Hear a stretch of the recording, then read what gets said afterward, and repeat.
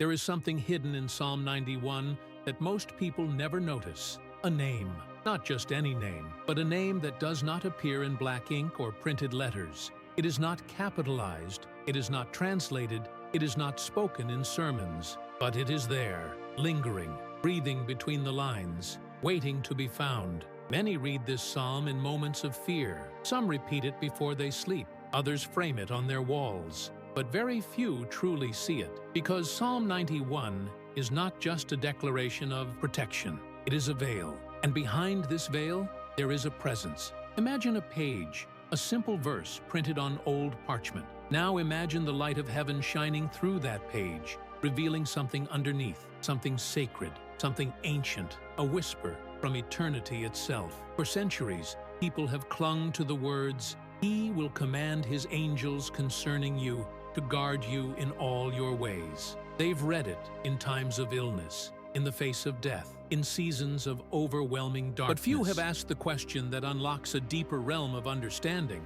Which angel? Which presence? What is the name behind the promise? You see, in the Bible, names were never casual. They were identity, purpose, mission. And when God sends an angel, He sends more than protection. He sends a piece of His own nature clothed in invisible armor. He sends a message wrapped in mystery. There's something magnetic about that idea, isn't there? That you've been protected your whole life by someone you've never seen. That, perhaps in your worst moment, someone was there, watching, moving, hovering. There are stories, so many stories. A woman who left her house 5 minutes late and missed a deadly crash. A child who fell from a great height and walked away without a scratch. A man who heard a voice telling him to turn back and later learned the bridge ahead had collapsed. Some call it intuition, others call it chance. But what if it was neither? What if behind every narrow escape there was a name? And what if that name was written invisibly across Psalm 91, not in letters, but in presence? The ancient rabbis believed something most modern readers forget, that every word of Scripture carries layers, surface, symbol, spirit. And deep within this particular psalm, the Spirit whispers of a guardian, not generic, not random, but sent on assignment, sent with a name. The early church fathers would sometimes refer to this angel as the strength of God, the one who stood in silence beside prophets, the one who knelt beside the fearful, the one who came not just with a sword, but with reassurance. Because real protection is not just about survival, it is about knowing you are not alone. And maybe that is what makes this revelation so needed in our time. Because more than ever, people feel unguarded, exposed, emotionally naked in a world that feels louder and colder every day. Some carry trauma like a second skin. Some smile in public, but cry behind closed doors. Some stand in rooms but feel like ghosts. And yet, through all of that, somehow they are still here. Why? Because there is a thread, a golden thread that runs through time, through accidents avoided, through decisions reversed, through nights survived. And that thread is not luck. It is not fate. It is divine mercy in motion. Have you ever felt it? That unexplainable moment of peace when everything should have collapsed? That still small moment where something told you, don't go, or wait a little longer? We dismiss it, but the soul knows something was there. Someone was there. In the stillness of Psalm 91, that someone begins to take shape, not with thunder, not with trumpets, but with the hush of reverence. And the moment you realize that is the moment, everything shifts. Because suddenly, this ancient prayer is not just a shield, it is a meeting place. A place where the earthly and the heavenly touch for a moment, where ink becomes voice and verse becomes presence. It is not a superstition. It is not a chant. It is a holy pattern. Those who dwell in the secret place are not simply protected. They are watched, not by chance, but by design.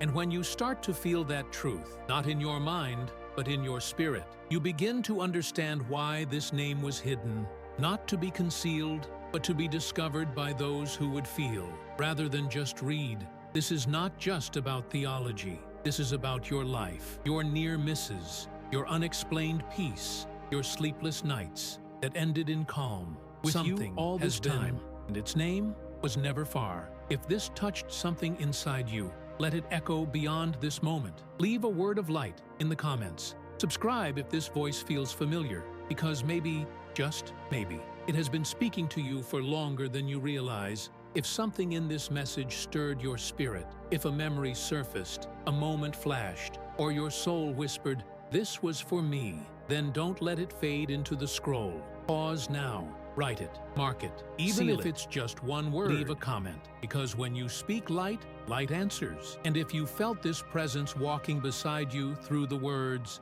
if it felt like someone was naming what you couldn't explain, then honor that moment. Like this message, subscribe to the channel, not for numbers, but because silence is costly. And sometimes, a single word heard at the right time can change everything.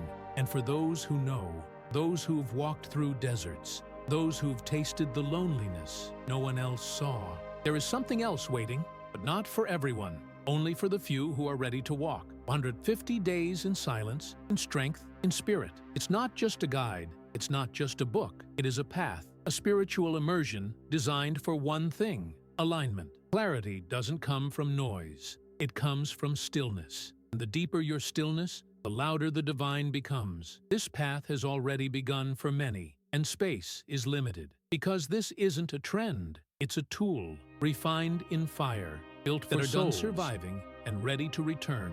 Return to hearing, return to discerning, return to living from the spirit outward. The door is open now, but not for long. You'll find it right there, in the first pinned comment below. Don't wait for peace to knock again. It already did. In these words, this is your invitation, and silence may cost more than you think. Before these sacred words became verses on a page, before Psalm 91 was whispered over hospital beds, before it was declared in war zones, was memorized by grandmothers and printed on bookmarks, it was a breath, a cry, a desperate prayer in the middle of nowhere. Most people only meet this psalm when they are at their edge, when the world feels like it is caving in, when fear has taken the shape of silence, and every heartbeat feels like a question. Will I make it through this? But every sacred text has a beginning. Not the printed beginning, but the emotional one, the one born in trembling hands and sleepless nights. Now imagine this, alone in the wilderness, not just physically but emotionally. He is hunted, haunted, and hollowed out by the weight of what he cannot control. Some believe this psalm came from the spirit of Moses. Others link it to David. But beyond theories and ink, there is something deeper. This was written by someone who knew what it was to run, to hide, to sleep with one eye open, to wonder if the next sunrise would come for him. There is a part of the desert that no one talks about, the part where your soul starts to forget how peace feels, where silence isn't rest, it is torment. Because when there is no noise, your mind becomes the loudest place in the world. This is where sacred words are born, not in temples, but in caves, not under chandeliers, but under stars, with no one watching except heaven. Can you see it? A man with dirt under his nails, his back against cold stone, his lips barely moving, whispering words not to be heard, but to be felt. He is not quoting scripture. He is bleeding it. He is not teaching, surviving. That is why Psalm 91 doesn't sound like theory. It sounds like someone who touched the edge of death and found something standing between him and the void. Something or someone. And here lies the mystery. Who told him he would be guarded? Where did this confidence come from? Because it does not sound like someone guessing. It sounds like someone who saw. The kind of seeing that doesn't come from open eyes, but from an awakened soul. He who dwells in the secret place of the Most High shall abide under the shadow of the Almighty. No man who has everything says that. Only the man who has lost everything and somehow still breathes. What does it mean to dwell in a secret place? Not visit, not pass through, but dwell to live hidden in something greater than yourself. To find refuge, not in stone walls, but in something unseen. In a time when enemies were flesh and blood, he spoke of shadows, of wings, of angels. That language doesn't come from theology.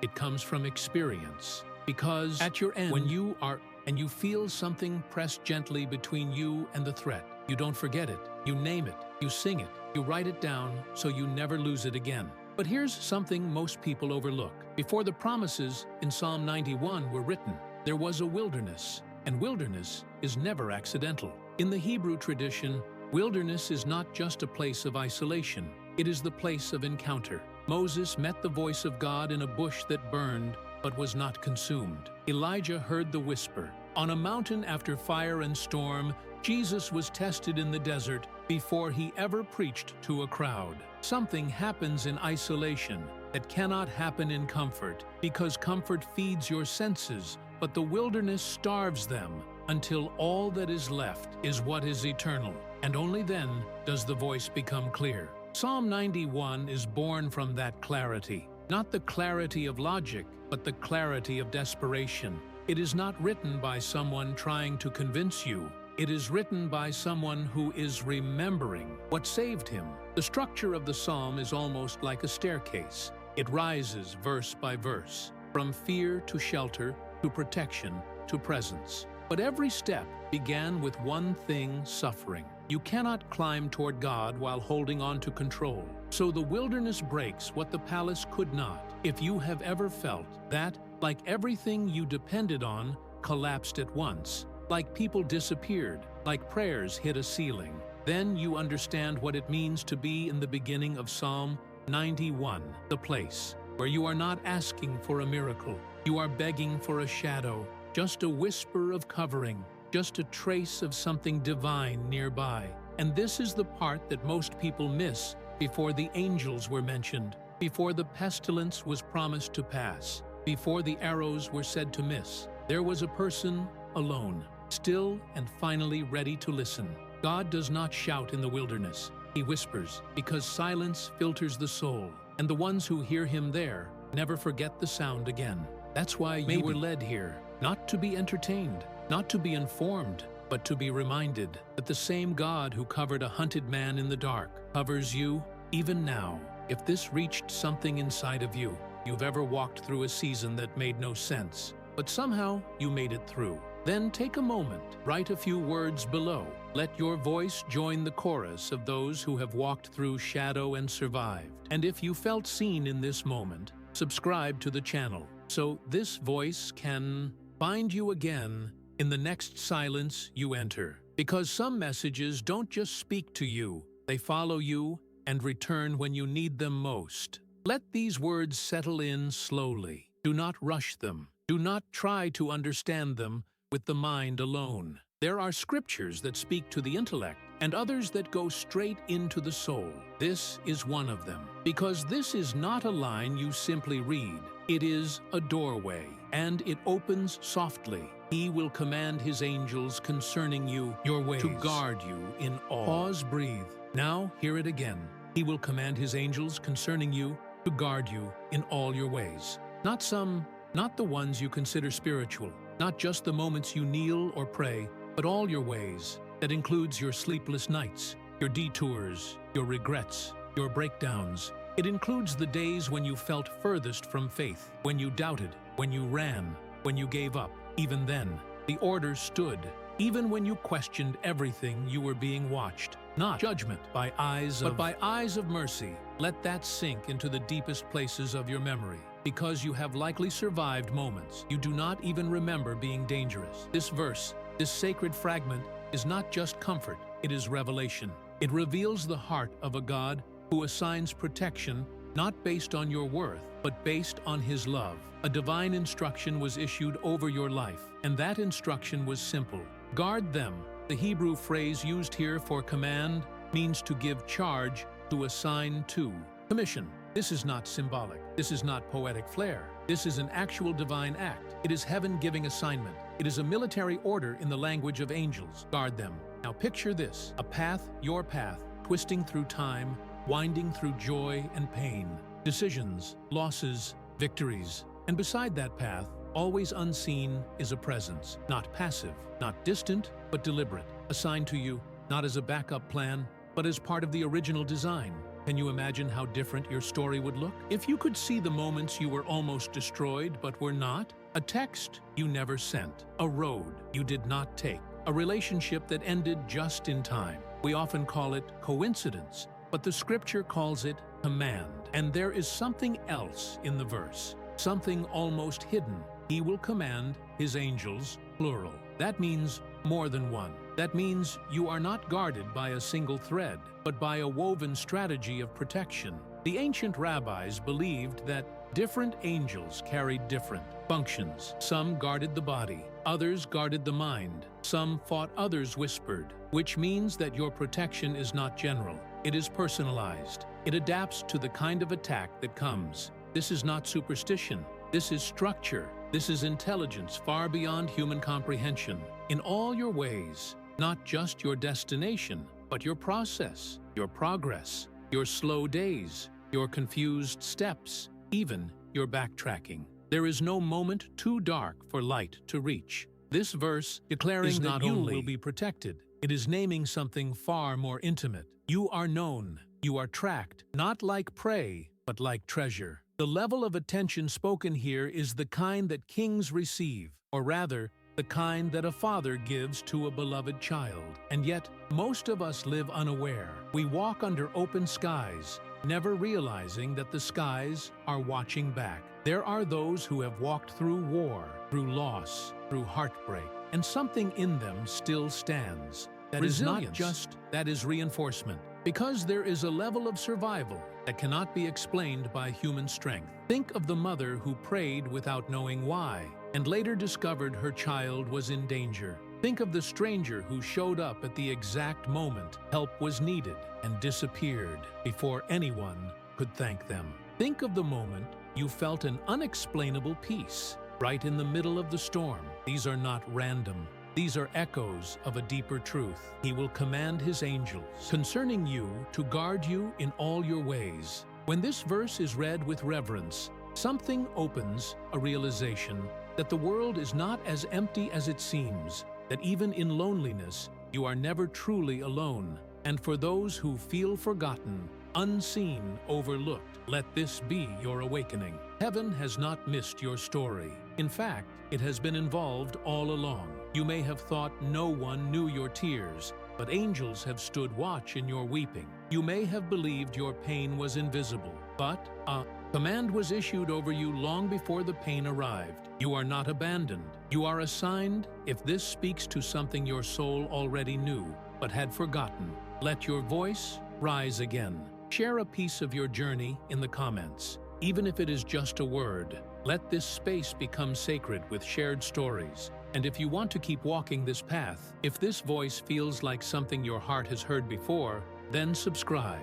Not out of obligation, but because spiritual voices are hard to find and easy to lose. And sometimes, the words that save you are the ones you return to, right when you need them most. Some words were never meant to be explained. They were meant to be revealed, felt like a wind through the chest, not taught like a lesson, but received like a breath you didn't know you were holding. There is one of those words hidden in Psalm 91, a word most have never noticed, because it's not printed in the verse. It is implied, not in the lines, but between them. He will command his angels concerning you to guard you in all your ways. That word is not angel. It is not guard. It is the name behind the silence, the name that no one mentions, but the Spirit recognizes. Because in the ancient understanding of Scripture, names were never just sounds. They were identities. They carried weight. They carried function. They revealed why someone was sent. So when the Psalm speaks of angels, the question is not just what they do, but who they are. In Hebrew, the word used for angel is malach, but that word does not mean angel the way we imagine, with wings and robes and glowing halos. It means messenger, a being sent on assignment, a vessel of divine intention, and not every malach is the same. There are different kinds. Some come to fight, others come to speak, some deliver visions, others deliver silence. But there is one who has appeared again and again in moments of divine interruption. His name is Gabriel. Most people remember him from the story of Mary, when he appears and says, "Do not be afraid, have found favor with God." But that is not the beginning of his presence. Gabriel appears long before that. In the book of Daniel, he comes to explain dreams, to bring understanding, to visions that terrified the prophet. But more importantly, he comes in response to prayer, and not casual prayer, but long, exhausted, desperate prayer. Daniel had fasted, wept, begged for clarity, and Gabriel arrived with words from heaven. He did not come with a sword. He came with understanding, which tells us something powerful. Gabriel is not only a guardian, he is an interpreter of mysteries. He is not just assigned to defend, he is assigned to deliver messages. Your soul forgot how to hear, and here is where it gets deeper. There is a thread in Jewish tradition that links Psalm 91 with specific angelic names, each corresponding to aspects of divine protection. Gabriel is said to be the one associated with strength, with presence, with intervention at the critical hour. He is the one God sends when silence has lasted too long, when the soul is starting to lose its grip, when the night feels heavier than usual. Gabriel does not speak loudly. He appears subtly, softly. And what he brings is not always information, but assurance that you have not been left alone, that your cry did not fall flat, that someone has been listening. Imagine this. You are on the edge of making a decision, of falling apart, of walking away, and out of nowhere, you feel a stillness, a strange peace. You do not know why, but something holds you back. Car, you stop. You say no to that conversation. You feel like waiting just a little longer. That is the language Gabriel speaks. Not thunder, not earthquakes, but inner quiet. Now picture the weight of that. What if the name of the angel assigned to your life has been whispering in ways you never learned to recognize? What if the strange timing of things, the narrow escapes, the perfect delays were all signs of a divine messenger doing exactly what he was sent to do? And here is something you need to know. Name means God is my strength. He does not come to make you strong. He comes to be your strength, to lend you divine steadiness when your own has run dry. So when Psalm 91 speaks of angels being commanded to guard you, it is not speaking vaguely. It is pointing towards something intimate, specific, intentional. There is a name hidden in that verse, and the Spirit knows it, even if the mind does not. It is the name of the one who has stood beside prophets, stood beside children, stood beside mothers crying in the dark. He does not need recognition. He responds to obedience. That is why he comes in silence, because the most sacred things rarely arrive with noise. Gabriel does not show up when the crowd is watching. He comes when the soul is alone, and the world feels too much, and somehow, some way you feel held. That is not imagination. That is history repeating itself, because the God who sent Gabriel to Daniel,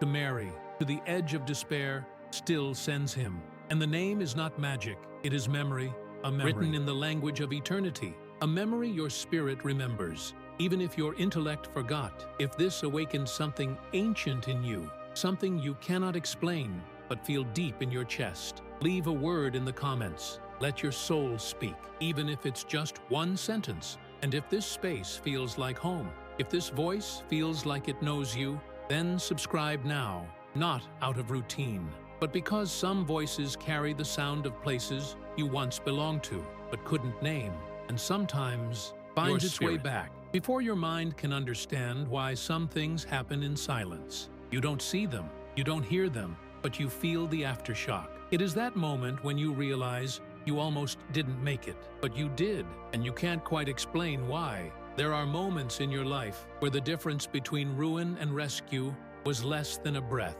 and you wonder, was it just chance, or was someone watching? You remember the night you took the wrong road, and for some reason turned around. Voice you thought was your own, telling you to wait, to stay, to breathe. You remember the job you didn't get, that felt like a failure. Until months later, you found out what was buried behind that opportunity, what it would have cost you. You remember the relationship that ended painfully, abruptly, and then, with time, you saw what it would have destroyed inside of you, and something in you whispers, that wasn't coincidence. It felt like something, or someone, stepped in. That is what divine protection looks like. Not always dramatic, not always visible, but deeply precise. There is a kind of rescue that leaves no fingerprints, only peace. Gabriel is not always the angel of thunder. He is the angel of subtle interventions, the one who rearranges the unseen details. He does not need your attention. He needs your survival, because you are not being kept for comfort. You are being kept for purpose. And purpose often requires you to go through what you would never choose, but also to be kept from what you cannot survive. That is the paradox of divine guardianship. You are not shielded from all pain, but you are shielded from certain destructions. And sometimes, the only proof of your protection is the fact that you are still here. There are battles you were never even told about, storms that passed around you while you slept. There are arrows that never reached your spirit because something invisible absorbed the blow. You will never know the full list of what you were spared, and maybe that is mercy too. If you knew how close it came, you might never stop trembling. But God does not want you to live in fear of what could have happened. He wants you to live in gratitude for what didn't. That is the sacred tension between fragility and faith. You are vulnerable, but never abandoned. You walk through shadows, but you are never alone. Gabriel does not walk ahead of you, announcing miracles. He walks beside you, creating detours in silence. The flight that got delayed, the phone call that came at just the right moment, the stranger who offered a word when your soul was unraveling. These are not just kindnesses, they are assignments fulfilled, because angels do not move randomly, they move by command. And what is breathtaking is that the command was about you. He will command his angels concerning you to guard you in all your ways. This is not general protection, this is precise mercy. You are not a name in a crowd. You are a story, being watched carefully, lovingly, by eyes that do not sleep. And this is what people understand. When God guards you, it is not to trap you, it is to prepare you. Because destiny cannot rest on unguarded ground. There are things you are carrying that require preservation. There are lives attached to your obedience that you have not even met yet. And if you collapse too early, they may never find what was meant for them through you. That is why you are being kept, not for comfort, but for assignment. Gabriel is not a comfort angel. He is a mission angel. He does not come to explain. He comes to align. And when your steps begin to move outside of your protection, he rearranges time. He bends circumstances. He closes doors that looked beautiful, so that the ones that are divine can remain open. This is not punishment. It is preservation. You are not being held back. You are being held together, because divine timing is not just about when you get there, but who you are when you arrive. So when delays happen, when losses strike, when paths close, do not always assume abandonment. Sometimes you are saved from the success that would have destroyed you. That is not weakness, that is orchestration.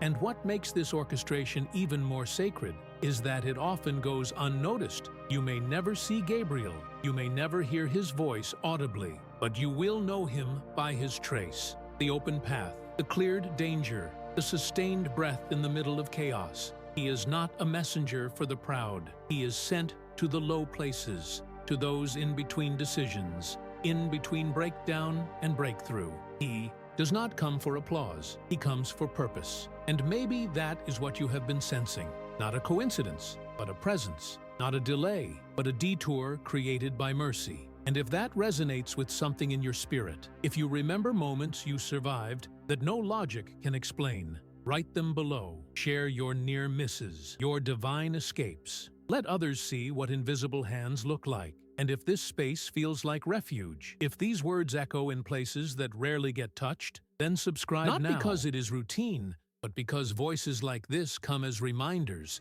and reminders are lifelines when the night gets long. There is a quiet war no one sees, not fought with weapons or raised voices, but in the unseen spaces of the soul. It is the war between what you believe and what you feel, between the truth you've heard and the silence you experience. You know the verses you have said, the prayers you have told others to have faith. But when the night comes and nothing shifts, you start to wonder, did God walk away? You do not speak it out loud, but it lingers in your chest. You feel it when your prayers hit the ceiling, when you ask for answers and get only silence in return, when you cry out for clarity. But life grows more confusing. That is where the true battle begins. Not on the outside, but within. Because you can look strong to the world, While quietly unraveling inside, you can be surrounded by people and still feel completely unseen by heaven. And the hardest part is this: faith. Doubt often exist in the same room. You believe God is real, but you are not sure if He is listening. You trust His promises, but you question His timing. You tell yourself to be strong, but inside, you are asking, how much longer? There are moments where the delay feels like denial, where every closed door feels personal, where the silence feels almost cruel. And that is when the enemy does his quietest and most dangerous work. He does not shout. He whispers, "If God really cared, would you still be protected? Why did they leave? Why did it fall apart? Why did the diagnosis come?" He does not try to destroy your belief in God. He only tries to distort your perception of Him. He knows you may not stop believing, but if He can make you feel forgotten, you will live as though you are. And this is the place where many people drift, not in rebellion, but in resignation. They stop praying, not out of anger, but because they are tired of silence. They stop expecting, not because bitter they are, but because disappointment has worn them down. This is where faith becomes something deeper, not loud, not emotional, but stubborn. A quiet refusal to walk away, even when nothing makes sense. This is the kind of faith Gabriel honors. Not the faith that dances in the light, but the faith that still breathes in the dark. The faith that says, "I do not feel Him, but I will not leave Him. I do not understand this, but I still trust that something sacred is happening beneath the surface." Because real faith is not proven by comfort, it is revealed in confusion. And here is the secret most people miss. God often hides in what feels like abandonment. He cloaks His presence in silence to see who is seeking Him, not just His gifts, to see who wants His face, not just His hand. In these hidden places, where no one applauds you for holding on, where no one sees the private tears you cry into your pillow, something holy is happening. You are being forged, not broken, but formed, not punished, but purified. There is a part of you being shaped that can only be formed in unanswered seasons because clarity is not the only proof of God's presence. Sometimes confusion is the soil where the deepest roots grow. You think you are stuck, but you are being anchored. You think you are lost, but you are being led. You think the silence means absence, but heaven is still moving. Gabriel is not sent only to announce blessings. He is sent to stand with those who are still waiting for them. He is present in the gap between the promise and the fulfillment, the waiting room of heaven, that sacred middle place where faith either breaks or deepens. And here is what makes it beautiful. You do not have to feel strong to be protected. You do not have to feel spiritual to be surrounded. Your weakness does not cancel your covering. Even when you doubt, the angels do not walk away. They stay on assignment because their instruction came from a voice higher than your emotion. You may scream, you may fall, you may question everything, but they remain. Because the instruction was clear, guard them in all their ways, even the broken ones, even the confused ones, even the rebellious ones, especially those, because protection is not a reward, it is a promise, rooted in covenant, not in behavior. And if you are still breathing, if your heart is still beating, then the war may be loud, but the guardianship has not been removed. You are still being held, even if you do not feel it. And one day, whether on this side of time or the other, you will see. Saved how much? Simply because you stayed. So if this part of the message reflects the tension you have carried, if you have ever smiled through spiritual exhaustion, if you have ever kept walking with a soul that felt like crawling, speak your truth in the comments. There is no shame in sacred wrestling. There is only strength in your story. And if these words reached you, if you felt known in a way that surprised you, then make this connection. Real subscribe. Not because it is expected, but because you should. Never walk through spiritual war without a voice beside you that remembers where hope lives. There comes a moment when the mystery begins to make sense. Not because your questions are answered, but because your spirit starts to remember what your mind forgot. This is not the first time you've felt protected. Not the first time you've survived something you couldn't explain. Not the first time peace arrived like a stranger and stayed long enough to calm your chest. You are beginning to realize there was a pattern, a presence, a name woven through your survival. Gabriel was not a character from ancient stories. He was a signal, a reminder of how heaven gets involved in human pain. He is not a figure locked in the past. He is an agent of the present. The name Gabriel means God is my strength, not my ideas, not my plans, not even my prayers when I am too tired to speak them. God is my strength, even when I am weak, especially when I am weak. There are moments in life when no advice works, no motivation helps, no theology comforts. You are not looking for answers. You are just trying to breathe without breaking. And in that space, he shows up. Gabriel is not always sent to speak. Sometimes he is sent to stay, to stand beside you in the dark room, to walk beside you in the hallway of diagnosis, to sit silently on the edge of your bed when the tears do not stop, not to remove the pain, but to remind you that you are not in it alone. Heaven's strength is not loud. It is not always visible, but it never fails. That is why the name was hidden in Psalm 91, because true strength is often hidden, but never absent. There is a sacred truth here. When God assigns an angel to you, it is not just protection, it is partnership. You are not surviving because you are lucky.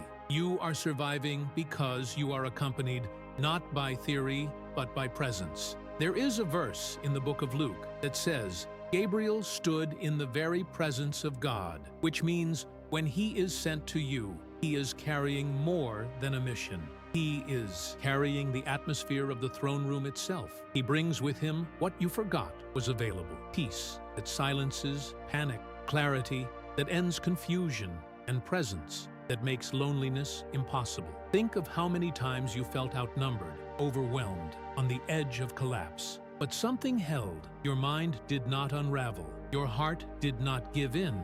Your spirit stayed anchored, even when the winds were violent. That is not random. That is not because you are strong. That is because something stronger was standing beside you. Gabriel is not a metaphor. He is a reality. And even now, as you hear these words, you may feel it again. That familiar peace, that calming presence, the one that has no logical explanation, but always arrives when you are near the end. Do not ignore that feeling. It is not imagination. It is recognition. Your spirit remembers what your timeline cannot see, because some names are not introduced. They are revealed. Gabriel has walked through hospital corridors, sat in empty churches, followed broken-hearted parents, whispered to exhausted caregivers, held shattered sons, and protected daughters who did not even know they were in danger. He is not called when things are easy. He is sent when the assignment is delicate, when your heart is on the verge, when your faith is flickering like a candle in the wind. And when he comes, he does not demand attention. He carries light, just enough light for the next step, not the whole path, but enough for you to keep moving, breathing, to keep hoping. And this is the sacred revelation that the God who sent Gabriel to Mary, to Daniel, to the saints of the past is still sending him today. To anyone who dares to keep walking with tired feet, to those who believe in the unseen, to those who refuse to call their protection a coincidence. If you are one of them, if something in your story feels like it has been guarded, if you know you have been carried through what should have crushed you, say it out loud. Leave a piece of your testimony in the comments. Make this space sacred with remembrance. And if this message reached you in that deep place where only truth can speak, then let this connection remain. Subscribe to this channel, not as a favor, but as a decision to stay close to voices that remind you of who has always walked beside you. There comes a point in every journey where words begin to fade, and all that remains is presence, where explanations give way to silence, and silence becomes sacred. You have walked through ancient truths tonight, not just with your ears, but with your soul. You did not simply hear a message. You felt something move inside you. You were reminded of things you thought you had forgotten, or maybe you saw for the first time what was always surrounding you. There has been a name behind your survival. There has been a presence behind your peace. There has been a covering, a command, a calling. And even now, as you sit in stillness, there is more happening around you than Because you could heaven ever is not understand. distant. Heaven is deeply involved, and every time you bowed your head in exhaustion, every time you cried without words, every time you whispered, "God, help me," you were heard, not just by a God seated on a throne, but by the one who sends help on assignment, Gabriel. The name hidden in the folds of Psalm 91 is not a symbol. He is not poetic flair. He is the embodiment of a deeper truth, that you are not alone, that you have never been. You have been watched over, walked with, protected, held not because you earned it, but because you are known, because you are loved. Your steps matter to heaven.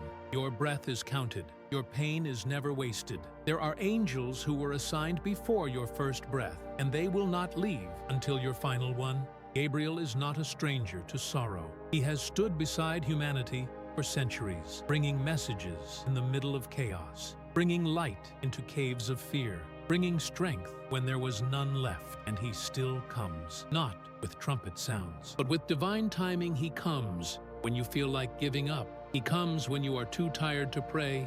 He comes when your spirit cries out with no words, and his presence is quiet but steady, like a hand on your back when no one else is there, like a breath of wind reminding you to breathe again, like a pause in the chaos that lets you keep going. If tonight something in your soul stood up, if something inside you whispered, "This was for me," then do not leave this moment without acknowledging it. Word in the comments. Leave a sentence, a memory, a prayer. Let this space become an altar of testimony of the invisible hands that have kept you standing. And if this message found you, subscribe, not because you have to, but because your spirit deserves to stay connected to reminders like this, to moments that help you remember you are not forgotten. Let this be a spiritual checkpoint, a turning in your timeline, where you stopped and finally felt what you have always hoped was true, that you are covered, that you are guarded, that you are deeply, eternally loved. Thank you for walking this path with me. Thank you for staying. Thank you for being willing to listen with your heart. If this voice has helped you, let it keep guiding you. Click on the next video that is now appearing on your screen. There is more waiting for you.